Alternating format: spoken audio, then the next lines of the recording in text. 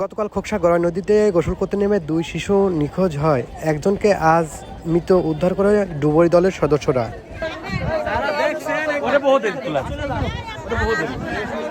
বলে রাখি, গতকাল কিন্তু খোকসা গড়াই নদীতে কিন্তু দুপুরের পর অর্থাৎ 2টা 2:30টার মধ্যে কিন্তু 4টা শিশু কিন্তু তারা গোসল করতে আসে। গোসল করতে এসে তারা কিন্তু ঘটনাস্থলে কিন্তু 4 জনেই আসলে ডুবে যায়। ঠিক ডুবে যাওয়ার মুহূর্তে কিন্তু যারা এখানকার স্থানীয় মাঝি ছিল তারা কিন্তু 2 জনকে উদ্ধার করতে তারা কিন্তু সক্ষম হয়। পরবর্তীতে 2 জনকে কিন্তু খুঁজে পাওয়া যায় না। সেই 2 জনের উদ্ধার কাজ কিন্তু গতকাল ডুবার পর থেকে কিন্তু স্থানীয়রা এবং ফায়ার সার্ভিসের সদস্যরা তারা কিন্তু মিলে এই উদ্ধার কাজে কিন্তু তারা যুক্ত হয়।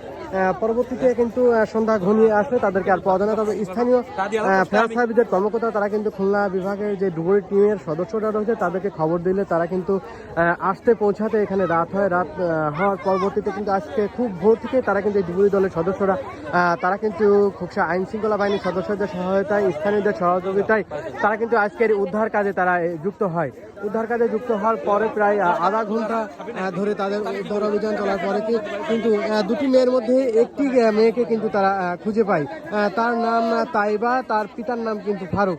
এখন পর্যন্ত এই হচ্ছে খোকসা গড়াই নদী থেকে সর্বশেষ আপডেট। কিছুক্ষণের জন্য যেহেতু খুব সকাল থেকে কিন্তু ফায়ার সার্ভিসের ডুবুরি দল তারা কিন্তু এই উদ্ধার কাজে যুক্ত ছিল, তারা এখন একটু রেস্ট নিচ্ছে। কিছুক্ষণ পর নিখোঁজ যে আরেকটা মেয়ে রয়েছে